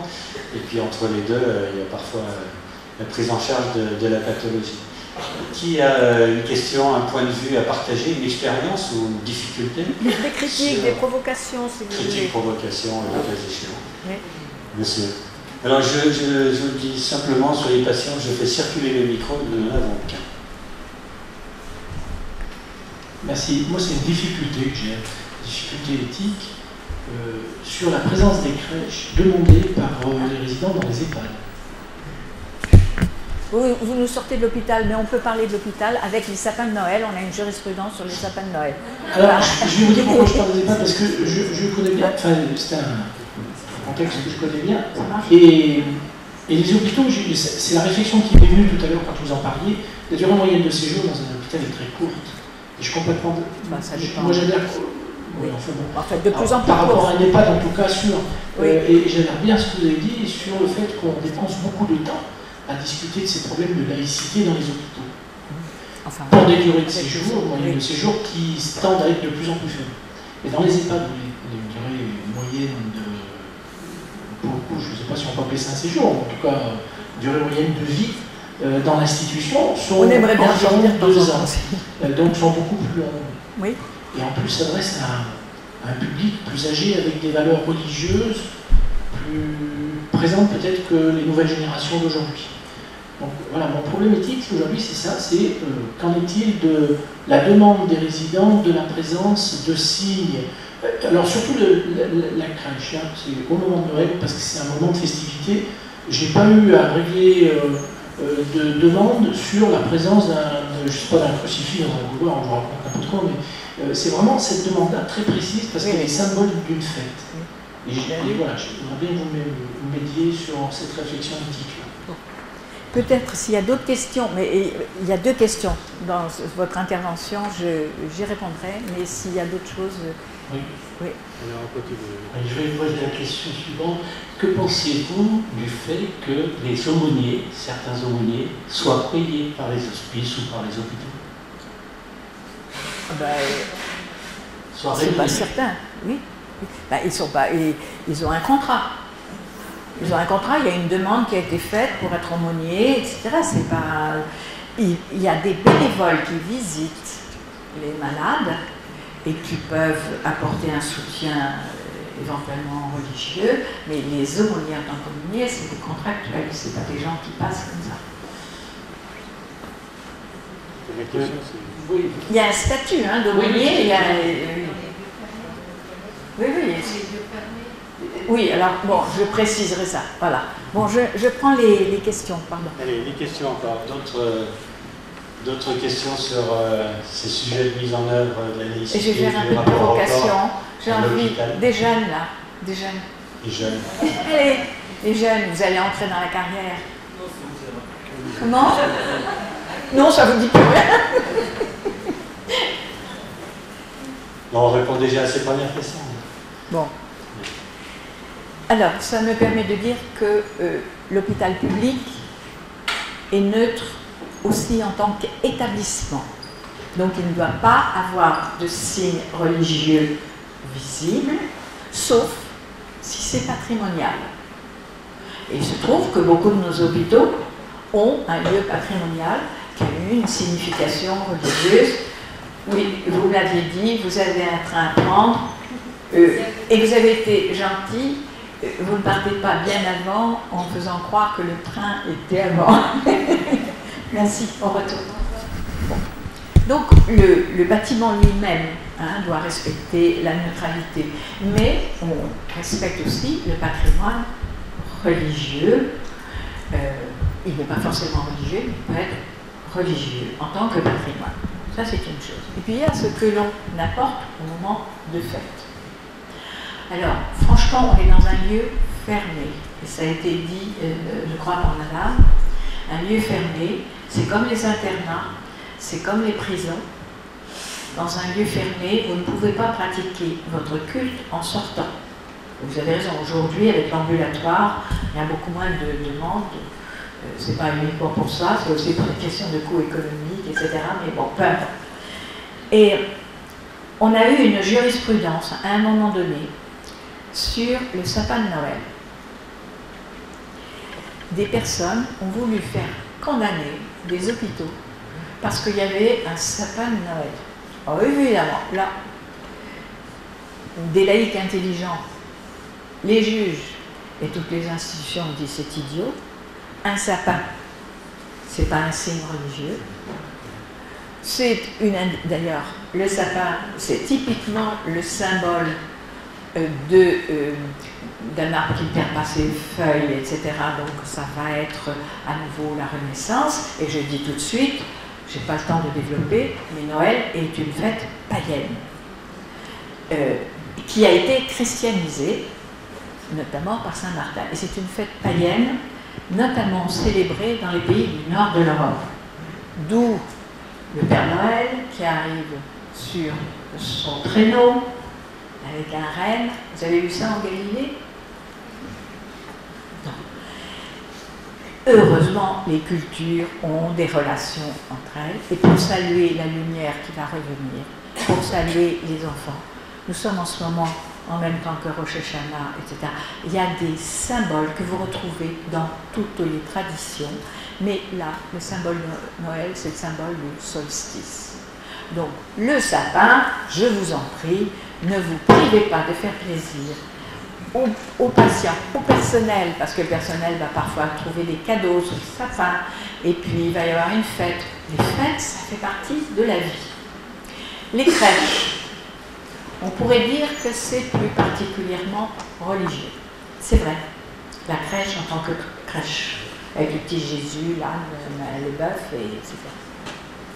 En fait, on sait que c'est une tradition qui vient du Moyen-Orient, qui elle-même reprend une tradition de Chine, où on fait des figurines qui représentent les différents métiers du village. Et on fête la naissance des enfants, le renouveau de la lumière, etc. Bon, peu importe. Il y a des régions comme la Provence, où c'est vraiment culturel. D'autres où c'est présenté comme religion. Donc, la crèche en elle-même peut poser problème, mais là aussi, c'est une... Comment dire? On n'est pas bêtement laïque. Si on présente ça comme un signe religieux, ostentatoire, réservé aux catholiques, et que ça vous permet de faire de l'islamophobie, voilà. hein, soyons clairs, contre les Sarrasins, contre les envahisseurs, etc. Et entre nous, il y a beaucoup de fêtes que l'on peut fêter pour les personnes qui sont hospitalisées de longue durée. Et à Robert-Debré, j'ai notamment été avec des jeunes les enfants bulles, comme on dit, les os de verre, etc. Si on peut trouver des occasions de fête sans que ça soit religieux ou ostentatoire, oui, on le fait. Attendez, il y avait un autre point. Donc les sapins, oui. Les sapins, vous y allez, c'est bien. Il y avait une autre partie de la question, pardon, j'aurais dû noter, c'est pas bien. Sur le financement des événements. Alors, ça c'était, monsieur, pour le financement du... Non, il y a un contrat, c'est clair, on demande au chef d'établissement, le contrat est établi, mais par contre, vous avez des bénévoles qui peuvent être des visiteurs à l'hôpital, voilà.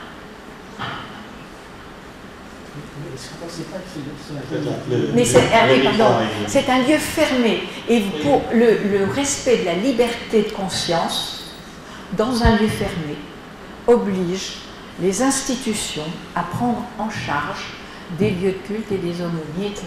Voilà. Dans un lieu fermé. Un lieu fermé.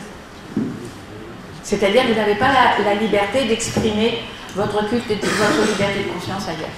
Voilà. Je crois d'ailleurs que ça fait partie de la charte des soins palliatifs, si quelqu'un s'en souvient, mais il y a des critères de prise en charge, non? Notamment, on prend la souffrance spirituelle. Alors, la spiritualité, ça peut être du côté religieux, mais ça peut être aussi du côté du sens de la vie, ça peut être beaucoup plus profond. Mais en tout cas, ça rentre en ligne de compte et c'est à respecter, même si on ne la voit pas souvent, cette spiritualité-là, ou si on ne sait peut-être pas la chercher. Ben, les bouddhistes, par exemple, je dois dire que j'ai vu un travail assez remarquable fait par les bouddhistes sur le sens de la vie, en disant mais vous pouvez croire ce que vous voulez pour après, ce qui est important c'est la vie, il y a de toute façon une continuité entre les différentes vies, etc. Ouh, ça aide de ne pas se dire ouh là c'est terminé, oui. Je voulais profiter d'avoir un micro pour vous poser une question. Pourquoi est-ce qu'on parle tout le temps d'égalité et pas plutôt d'équité? Qui me semble un terme plus juste, l'équité, par rapport à cette égalité d'accès aux soins, etc.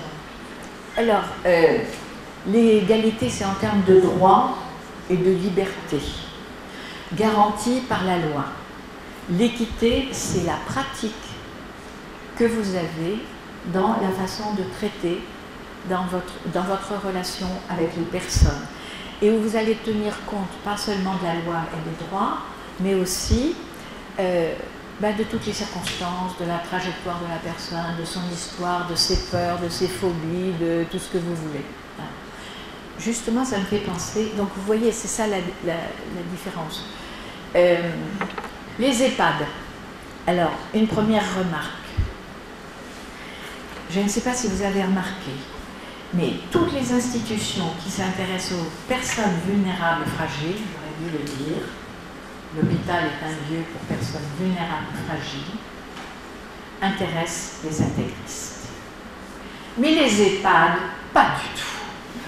Les intégristes, par exemple, ils sont ravis de travailler avec les jeunes. Mais les EHPAD.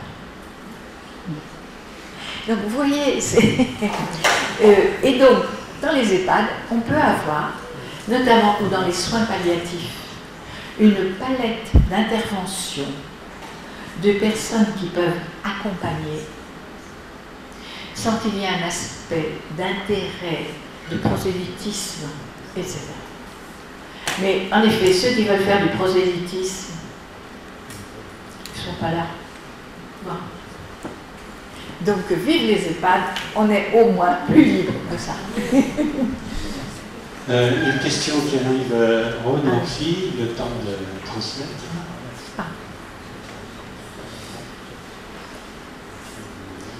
Oui, alors ma question c'est, vous avez rappelé le principe de neutralité qui s'impose à tout personnel qui travaille pour le service public, mais du coup, qu'est-ce qu'il en est pour le personnel qui travaille dans les établissements privés? C'est pas le principe de neutralité. vous avez des établissements privés confessionnels, vous en avez des non confessionnels, mais le principe constitutionnel de l'égalité de traitement, du respect des libertés doit s'appliquer, mais c'est évidemment pas aussi strict que la laïcité dans le service public. Et, autrement dit, justement, on a tout dans des services publics avec l'idée que le patient est aussi un consommateur et que parfois on a des libertés du consommateur qui sont privilégiées par rapport à la notion d'égalité et d'équité. Mais là, je vous ai parlé du service public, des hôpitaux de service public. Mais vous avez, alors, il se trouve que je connais pas mal d'anglais, d'amis anglais qui me racontent. Ils viennent se faire soigner en France. Ils viennent se faire soigner en France et ils choisissent les hôpitaux publics. Pour la qualité des soins, mais aussi de certaines façons.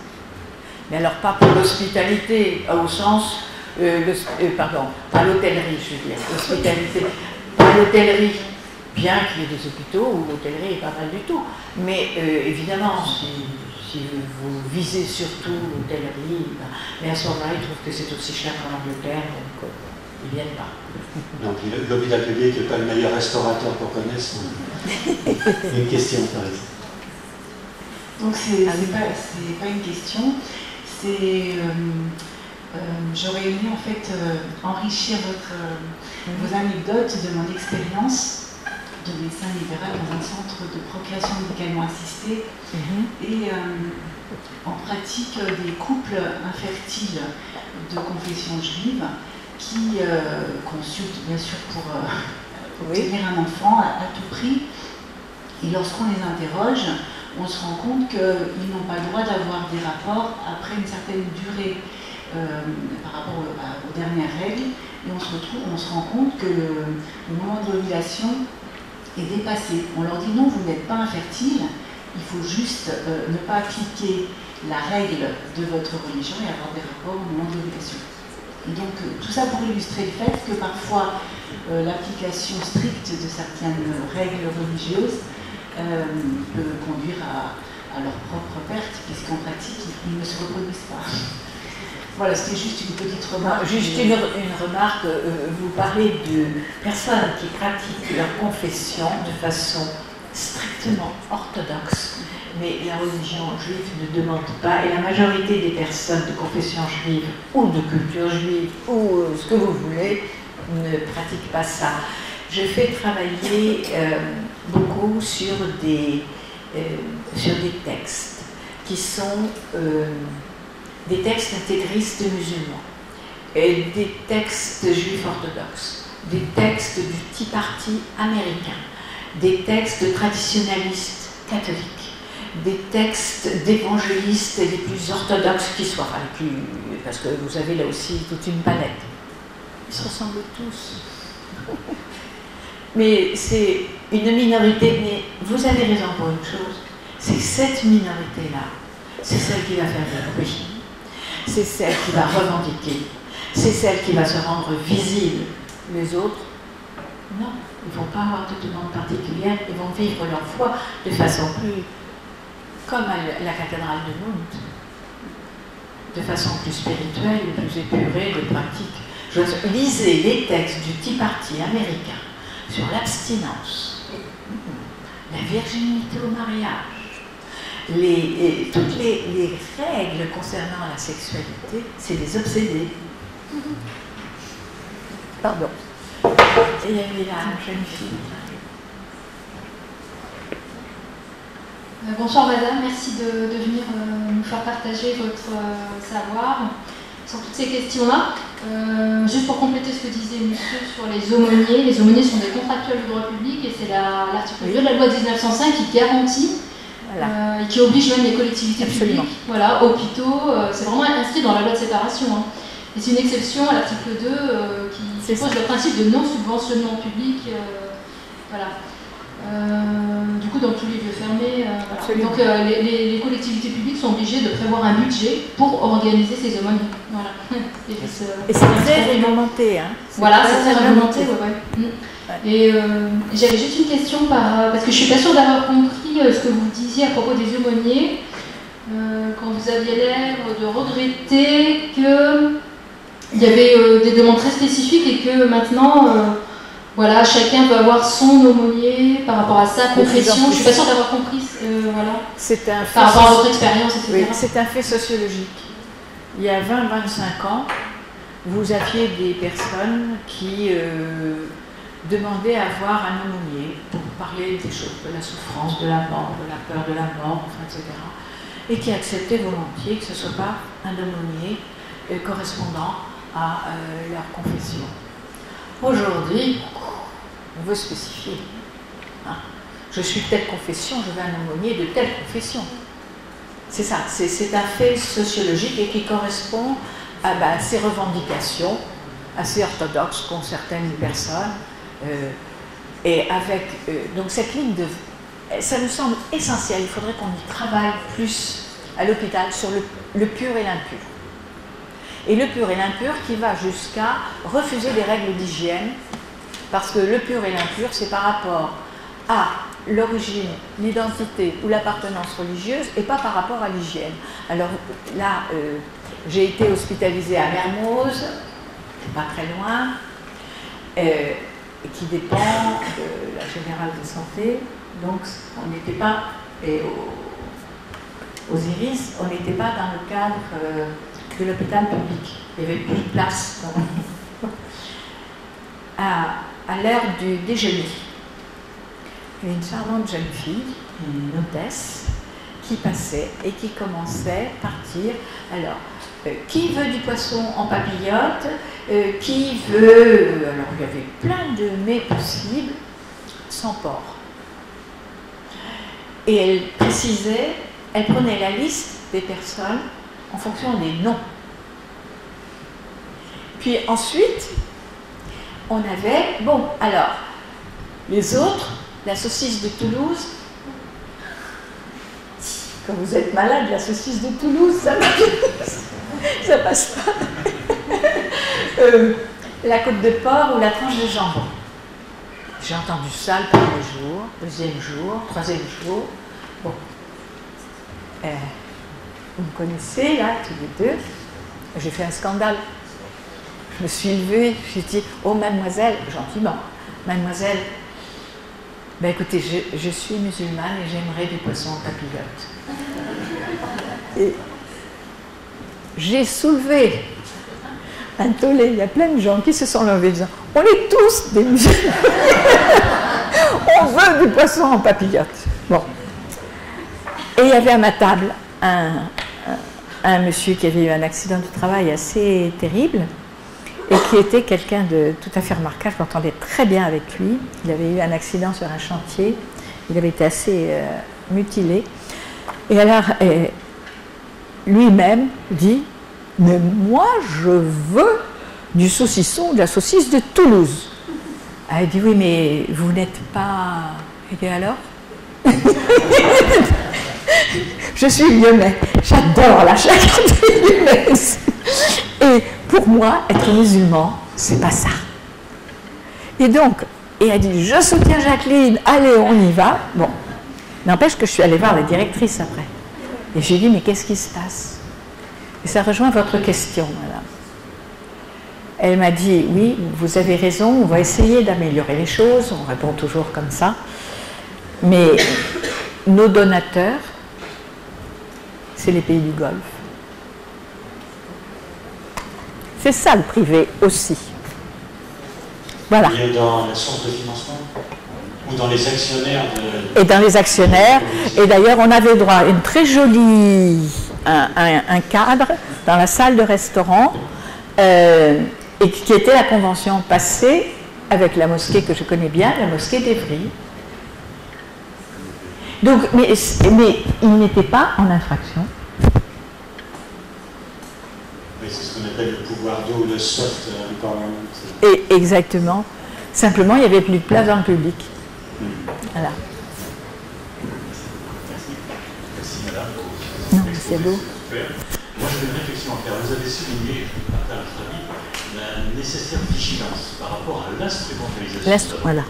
Et puis vous avez souligné dans vos anecdotes un directeur d'hôpital qui vous a dit chez moi tout se passe bien.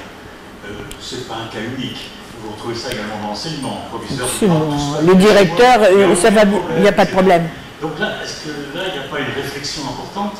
Est-ce que les établissements hospitaliers, est-ce que les structures publiques se sont donné les moyens de mobiliser par rapport à ce que vous expliquez? Et est-ce que, j'allais dire, ils ne sont pas sur la logique de l'érodon? On ne parle pas de ça, parce que ça pourrait montrer qu'on est faible, ou que notre établissement marche mal, ou qu'on sera mal classé dans le du point, ou par rapport à l'ARS. Vous avez parfaitement raison, je ne peux souscrire à tout ce que vous avez dit. Et je pense que là, il faudrait aussi agiter un peu le Conseil de l'ordre. Il y a des choses qu'on se disait impossibles. Par exemple, moi j'ai vu dans des établissements scolaires, on n'y arrivait pas par rapport au certificat de complaisance pour des raisons religieuses. Les filles qui ne peuvent pas faire de sport, qui ne peuvent pas aller à la piscine, etc. Et j'en parlais avec les lycéens qui m'avaient dit, ça c'était à Nanterre, oui, vous savez madame, oui, mais ils exagèrent, on peut avoir des certificats, mais vous savez, ils font payer la consultation le double. Bon, j'aimais bien l'humour, ça permet comme ça d'aller un petit peu plus loin. Bon. On pensait qu'on n'y arriverait pas. Et bien maintenant, ça y est. Et avec le ministre de l'Éducation actuel, je dois dire, hein, eh bien, il y a eu une interpellation au niveau du Conseil de l'ordre, au niveau des ARS, sur les certificats de complaisance. De même, il y a une réflexion sur les certificats de virginité, sur la réflexion d'email, hein, c'est ça, comme ça qu'on dit. Voilà. Donc, il y a quelques années, on se disait, on n'y arrivera pas. Et ça y est. Il y a une vraie réflexion. Alors, je pense au directeur d'un hôpital qu'on avait auditionné, je ne citerai pas l'hôpital, qui fait d'ailleurs extrêmement des choses intéressantes, mais qui avait commencé, bon, très bien, vous m'avez invité, merci, mais il n'y a pas de problème particulier. Et donc, au fur et à mesure de nos questions, on voyait tous les problèmes. Et à un moment donné, je lui ai posé une question, j'ai dit, mais est-ce que vous ne croyez pas que ça serait plus simple de dire qu'il y a quelques problèmes, et ça n'est pas toute la vie de l'hôpital, parce que la majorité de la vie de l'hôpital, c'est pas ça, hein, c'est pas ça.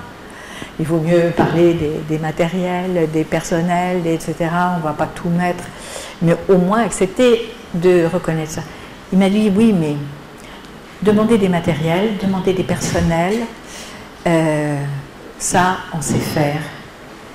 Mais ce dont on parle là, les revendications religieuses, les revendications identitaires, les revendications de coutume, c'est la boîte de Pandore. L'idée que c'est la boîte de Pandore, que si on commence à ouvrir, voilà.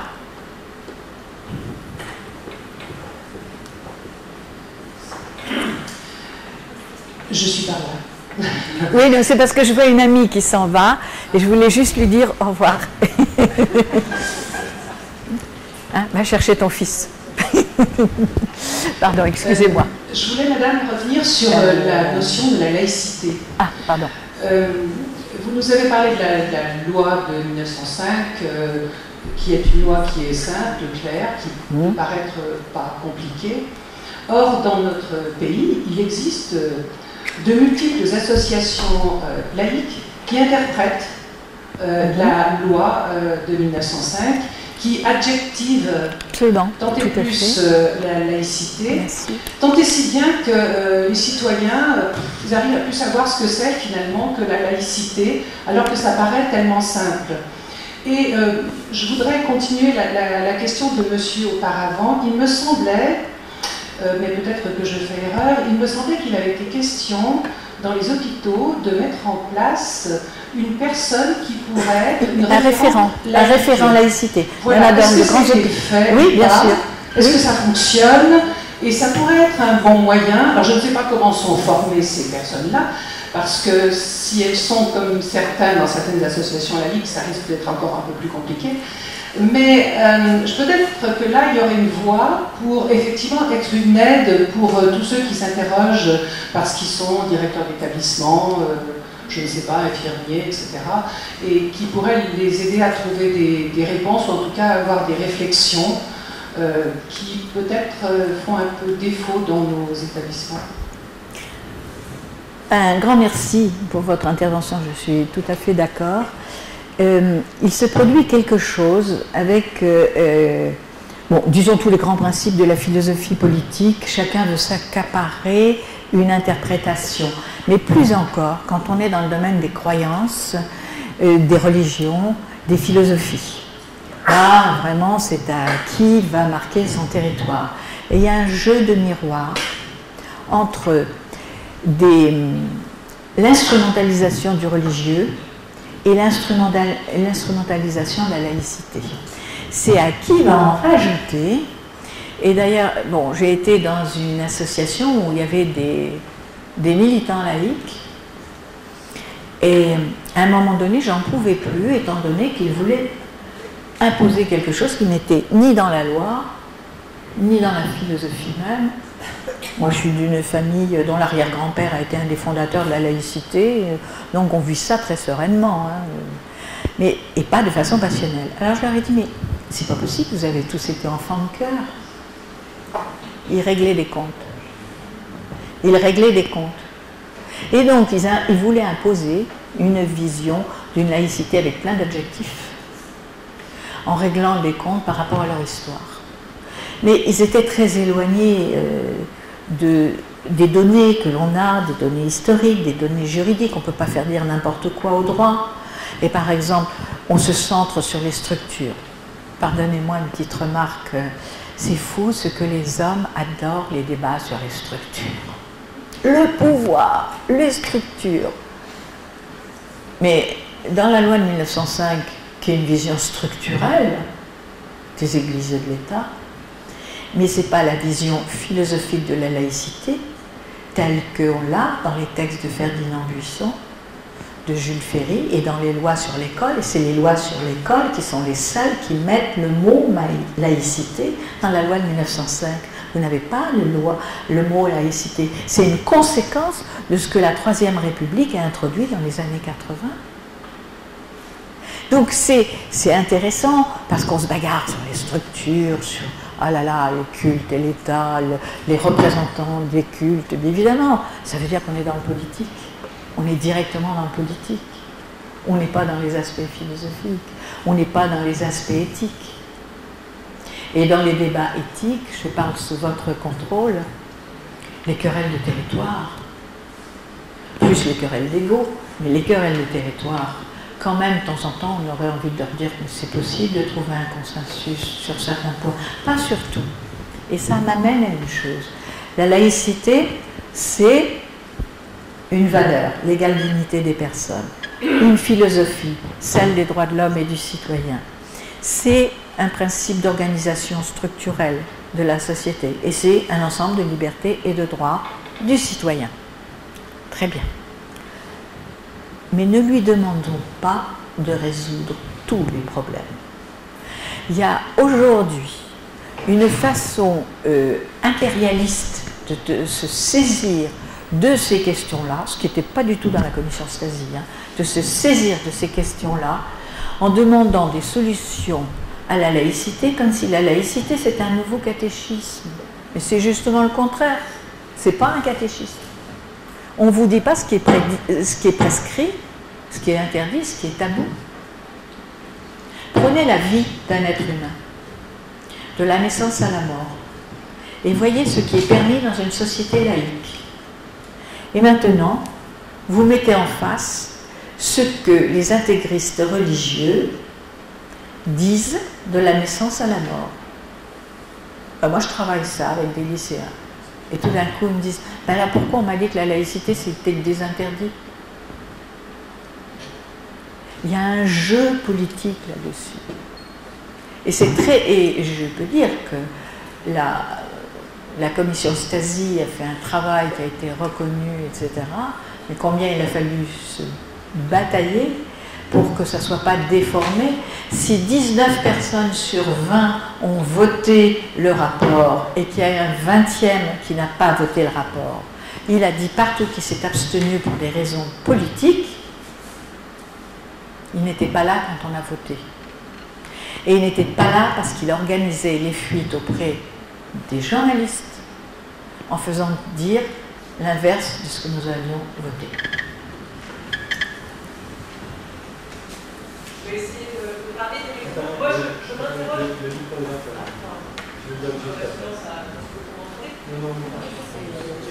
Mais c'est pas enregistré. Oui. Alors. Je répéterai la question à ce moment-là. Ça vous va, monsieur le technicien de la prise de vue? Mais le micro est là, je vous le passerai ensuite, il n'y a pas de souci. Voilà. Moi, je voulais simplement aussi avoir votre point de vue sur le fait que la laïcité, effectivement, est indispensable dans la prise en soin des patients, mais comment nous avons des difficultés qui apparaissent, nous, en tant que formateurs à ces métiers de la santé, où on voit apparaître dans nos élèves, dans nos étudiants, des jeunes filles qui sont porteuses justement d'une parole qui est religieuse. Oui. Et qui arrivent avec des convictions qu'elles expriment et qui viennent remettre en question des données scientifiques, des éléments vraiment précis, et que il nous faut du temps, et j'ai l'impression qu'il nous faut aussi de nouveaux outils pédagogiques, en tout cas de nouvelles approches, pour les amener à évoluer, pour pouvoir se confronter à ce qui est ensuite la laïcité. Merci de soulever cette question. On y travaille. Parce qu'il y a une vraie carence pédagogique en la matière, dans la formation. Il y a même eu des formations, alors dans le travail social ça a été pire, des formations ethnicisantes. Ces gens-là, leur culture, c'est... Bon, c'est un petit peu, pardonnez-moi, je ne veux pas...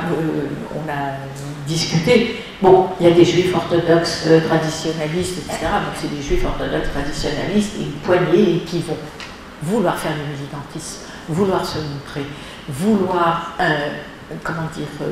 imposer les choses. Dans les formations, c'est pour ça que je disais, je connais aussi les prix. Nous avons des militants qui sont payés pour tester les formations et le service public. On a été très naïfs pendant un certain temps, très naïfs. Et par exemple, ce que on savait déjà, par exemple, très bien en Égypte, le port du voile, par exemple, on passe son examen et puis on porte le voile après. Ça remonte à il y a 30 ans en Égypte. On appelait ça la bourse d'études. Et les prix variaient selon la longueur de l'étoffe, l'épaisseur de l'étoffe et la couleur de l'étoffe. Et vos études étaient payées. En sport, actuellement, j'ai travaillé en région PACA, des jeunes filles d'assez haut niveau en basket qui demandaient à faire du basket, qui étaient dans un club de basket reconnu, faisant des compétitions, qui à un moment donné, elles ont commencé à vouloir porter le voile du basket. La fédération a dit non, c'est dangereux, on peut tirer, enfin bon, tout ça. Puis après, c'était la revendication, pas seulement du voile, mais du jogging noir. Puis ensuite, d'un jogging noir, pour faire du basket, le jogging, franchement, bon, peu importe. Et plus le logo du club sportif, mais l'inscription. Et donc, la direction régionale des sports a essayé de savoir ce qui se passait. Alors, on a tout eu, les pédagogies bêtes, naïves. Ah oui, alors, soit c'est... On impose, la fédération impose telle tenue. Bien. Vous ne pourrez pas jouer en équipe internationale, ou enfin bon, les arguments ne sont pas faux.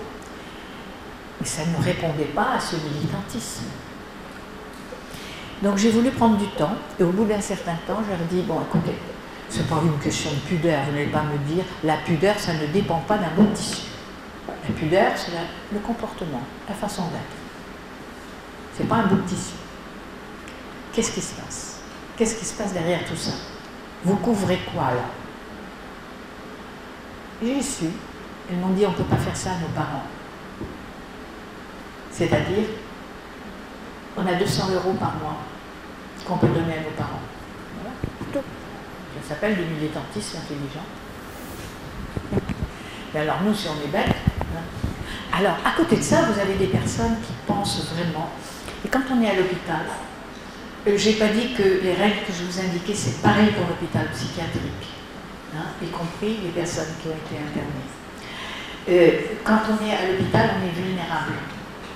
Il y a des personnes qui ne sont pas des militants ou qui sont payés pour ça, mais qui sont vulnérables et qui essaient de se retrouver là-dedans. Et là, on a un devoir d'écoute, d'accompagnement. Et on ne va pas parler de laïcité à quelqu'un qui a tellement de la peur de mourir et d'aller en enfer. Non, on n'arrivait pas avec la loi de 1905 ou les lois. C'est une question de finesse dans la relation. Voilà. Mais il y a tout ça. Il ne faut pas être naïf. Il ne faut pas dramatiser les actions de quelques militants, sauf que les militants, ils ont plus de force que les autres, par définition. Une question ici. Oui. Bonjour, moi, on parlait de la loi de 1905 et je m'interroge sur le fait qu'il pourrait y avoir plus ou moins de problèmes en Alsace, où il y a une particularité de relation entre les religions justement et l'État. Oui, il n'y a pas de laïcité en effet. Il n'y a pas de laïcité en Alsace, il y a beaucoup de gens qui demandent la laïcité, mais non, il y a des problèmes. Et notamment, ils ont eu pas mal de problèmes avec les familles turques. C'est-à-dire le mari qui décide des soins pour sa femme, par exemple. Enfin, il y a de plus en plus de problèmes avec des traditionnalistes des différentes religions du livre. Parce qu'il y a une concurrence. Il y a une concurrence. À partir du moment où les religions sont reconnues. Les seules religions reconnues en Alsace, c'est quoi? Le catholicisme, le protestantisme, le judaïsme, c'est tout. Mais non. Et non. C'est comme en Allemagne.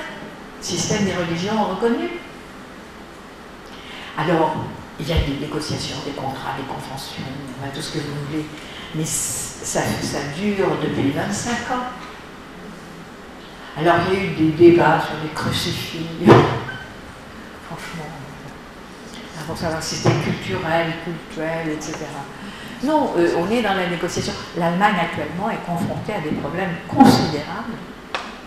Mais la Suède, qui était un pays qui pensait avoir trouvé quelque chose d'assez équitable, par exemple, les endroits pour les enfants. Je vais m'arrêter là. D'accord. Pour les enfants. Vous savez qu'en Suède, on entre dans la maison, on dépose ses chaussures à la porte. Pour des raisons d'hygiène. Pour aussi ne pas faire de bruit pour les voisins. Bon, c'est une civilité. Ils ont eu un problème énorme avec des populations arrivées récemment. Des enfants qui refusent d'enlever leurs chaussures à la porte. Alors tout le monde s'est dit, mais c'est pas possible. Alors, là aussi, avec naïveté, bonne volonté, mais alors pour ceux qui enlevaient leurs chaussures avant d'entrer dans un lieu de culte, mais vous avez l'habitude. Ah oui, mais les parents ont dit, ah oui, mais précisément, c'est pas un lieu de culte, donc il n'est pas question d'enlever les chaussures. C'est avec des questions comme ça que vous trouvez aujourd'hui dans les pays européens. Et c'est finalement le système laïque est celui qui est le plus revendiqué, qui marche plutôt bien. Par exemple au Portugal, le Portugal est un pays maintenant laïque.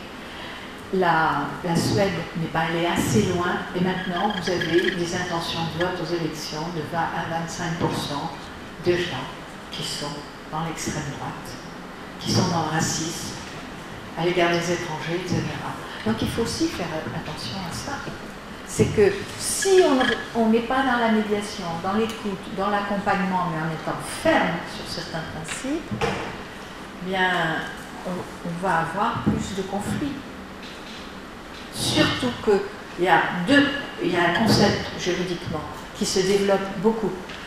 parallèlement au principe de précaution, c'est-à-dire plein de procès à venir. Principe de précaution, ça veut dire, c'est bien pour les avocats aussi parce que c'est beaucoup de procès à venir, c'est le concept de vulnérabilité et de dépendance. Or, le patient est vulnérable et en situation de dépendance. Donc là, on va avoir la concurrence des prises en charge. C'est pas toujours facile. La laïcité est plutôt un bon système, mais si, comme on le disait tout à l'heure, on l'explique. Alors, il y a des référents laïcité dans pas mal d'hôpitaux. Il faut savoir quelle est leur formation. Il faudrait organiser plus de colloques, de réunions, mais aussi avec les praticiens. Je vois à Robert Debré, il y avait une dame formidable, référente laïcité. Elle n'en pouvait plus, elle était débordée. Et c'était le bureau des plaintes. Donc il faut aussi savoir quelle est la place que l'on fait aux référents laïcité. À Robert Debré, où on est allé jusqu'à moi maintenant, à accepter des ethnologues qui expliquent la maladie d'un point de vue ethnologique et imaginer des enfants qui sont dans des... Pardon pour les termes qui ne sont peut-être pas exacts sur pandémique, mais dans un environnement stérile, et on acceptait que sous leur oreiller, ils mettent des petites statuettes avec des épingles pour chasser le mal. Bon. Statuettes stériles. Vous avez raison. Alors aussi, merci, un peu d'humour aussi sur ces questions-là, de temps en temps, c'est pas mal. Merci beaucoup, madame.